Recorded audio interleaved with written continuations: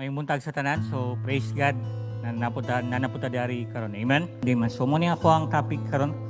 So mo ni ang ako ang title, Making Peace with Anxiety. So time of this pandemic, naagi yung mga rason na ang tao kanang mahadlok. Naagi yung mga kaning uncertainties, na naay mga unexpected na mga gakapanghitabo sa karon nga panahon, no?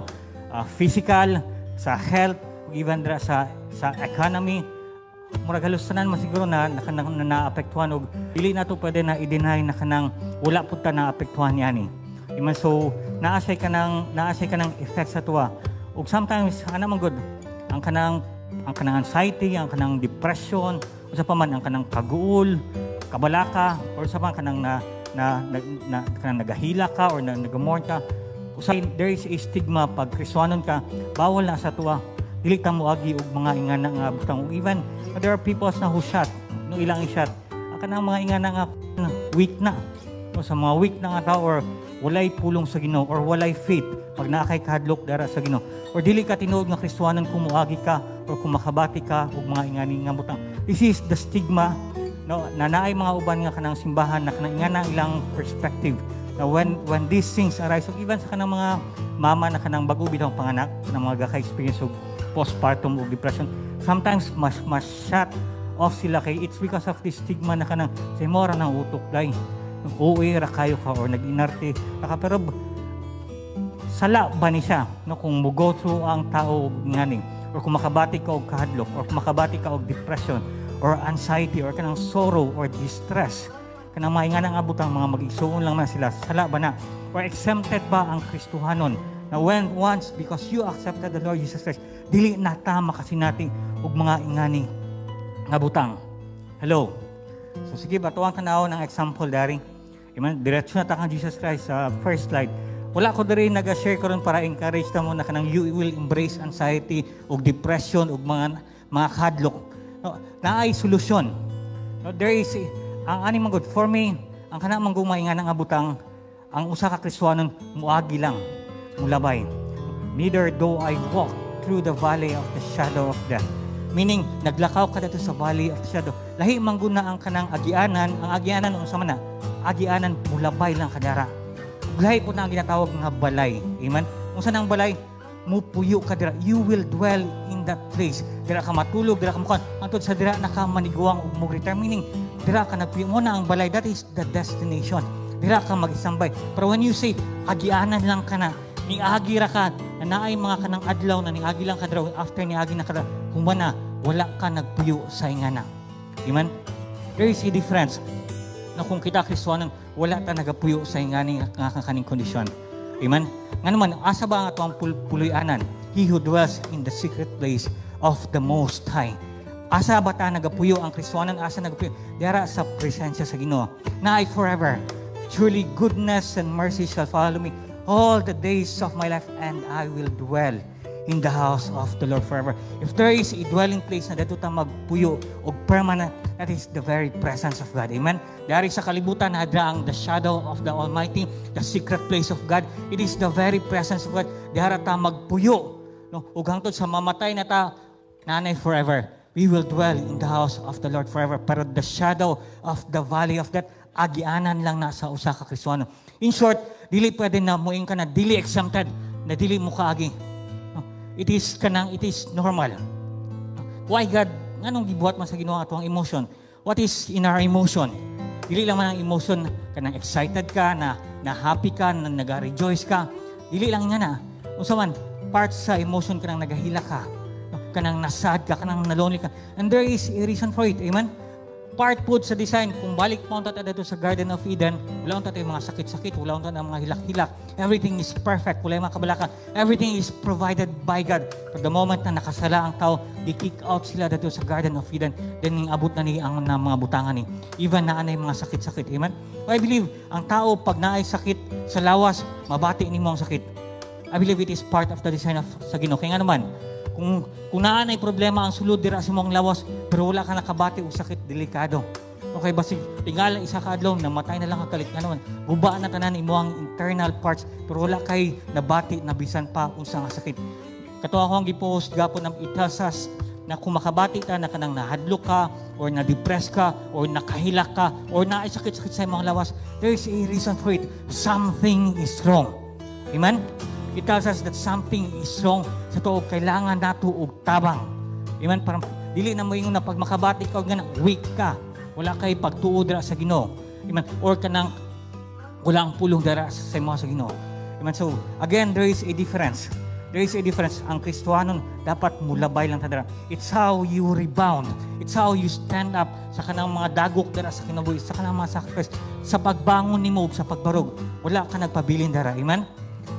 Siyaro po sa 7, 7 ka adlaw nagibuhat sa Ginoo sa isa ka semana. 7 ka adlaw pud ka depressed, 7 ka adlaw pud ka sad, 7 ka adlaw pud ka anxious or naadlo ka.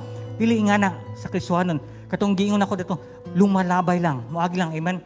Ug to some, they don't consider this as kanang dili daw mental nga sakit. Pero katong giingon ako kung Lunes to Domingo ingana na this is a mental disorder. Kailangan gid og tabang. Amen. Na ako'y kailangan kaning psychologist, pero a good thing lang kung ang psychologist is Kristiyanon. Amen. Kay part sa iyang kanang therapy is ang word of God ug ang prayer. Amen. So kailangan og tabang. Something is wrong. So ato ta sa kay Jesus Christ, Matthew chapter 26 verse 37 to 39. Pwede basahon nato tanan? And he took with him Peter, sige, and 2 sons of Zebedee, and he began to be sorrowful and deeply distressed. And he said to them, my soul is exceedingly sorrowful, even to death. Stay here and watch with me. He went a little farther and fell on his face and prayed, saying, oh my Father, if it is possible, let this cup pass from me. Nevertheless, not as I will, but as you will. Insa ni dari si Jesus Christ. Amen. Kung saan giingon dira? Sorrowful and deeply distressed. Si Jesus Christ na itong example diri. Even si Jesus Christ, nabati niya. Sorrowful, deeply distressed. Basahan na ang sabihin sa depressed. Kung na, extreme sorrow. Kung sa pa may ginaingon dira about distress. Anxiety. Nabati. Even si Jesus Christ, nabati niya. Amen. Ug muingon ko na si Jesus, nabati manggani niya. Dili weak si Jesus. Dili po siya na kanang walay word of God saya. Dili po na ingon na kanang sa ba wala siya pagtudar sa Ginoo. No. He is the Son of God. He is perfect. Pero even He Himself, He experienced kani na kaning ingani nga feeling na muing ka na begin to be sorrowful and deeply distressed. Ug muingon pagid ka na my soul is exceedingly sorrowful na mura na ka og mamatay. Grabe. Mura grabe nga distress, grabe nga sorrow, grabe nga kanang depression, grabe kay kanang muing ka na mura ka na og mamatay. Mo na ang nabati ni Jesus Christ, mo nang giingon niya na ubanik ko ninyo diri, bantay ko ninyo pag-pray mo. He went a little farther. Usa pa gibuhat ni Jesus Christ, he prayed, oh my Father, if it is possible, let this cup pass from me. Nevertheless, not as I will, but ang imo ang kabubuton ang matuman. Amen?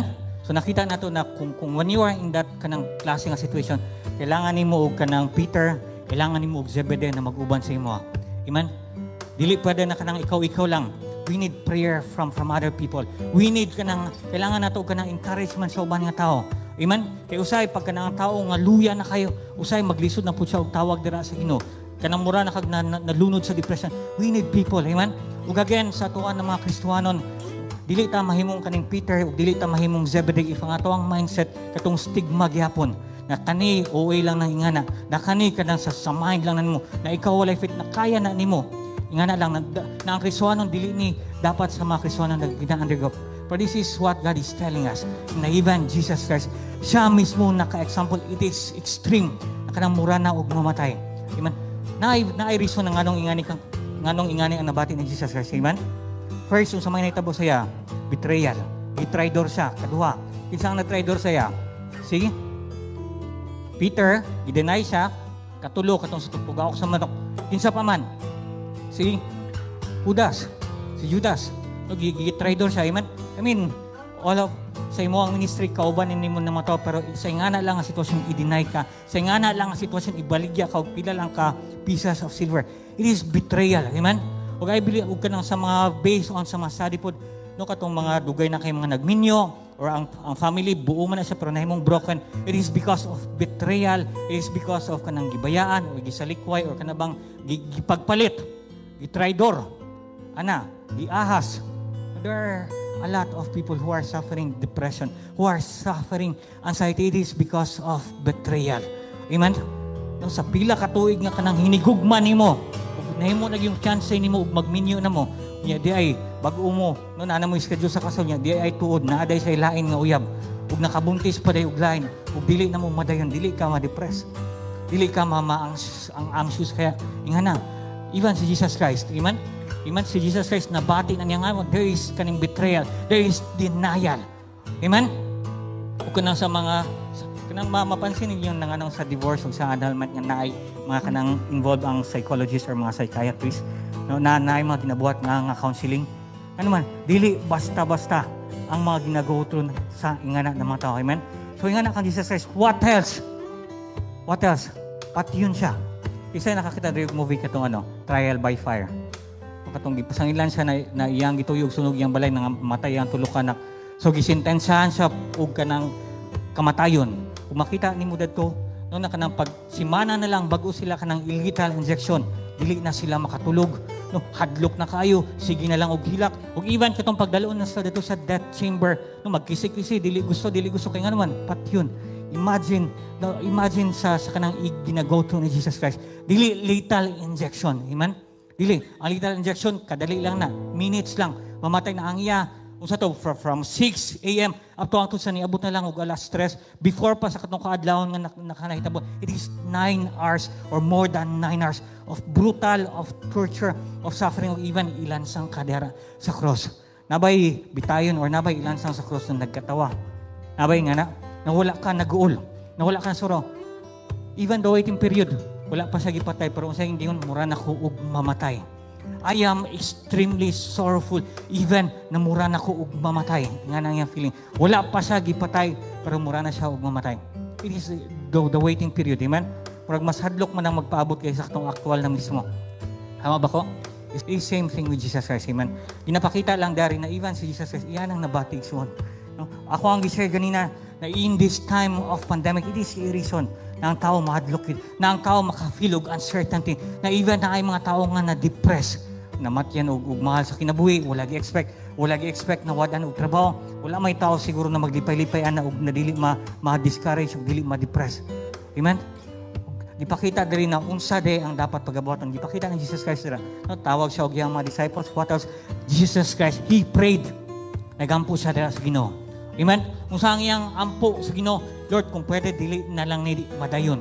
Kani nga kupa na ako ang imnon, the cup of suffering, katong ilansang ko ito siya. If possible lang, O Lord God, dili na ni madayon. It is a prayer of deliverance. Ang katong rason nga kanang anong sorrow siya, na katong in distress, na mura na siya mamatay, iyang gipag-ampo sa Ginoo na Lord, kung pwede pa lang, di na ni madayon. We can pray that to God, a prayer for deliverance. Amen? God will answer our prayer. God is our healer, God is our provider, God is our naagabuhat og milagro, nagatubag ang Ginoo sa pagkampo. Pero in the case of Jesus Christ, kung saan tubag dara, kung saan iyang prayer dara, let nevertheless not as I will but as your will be done.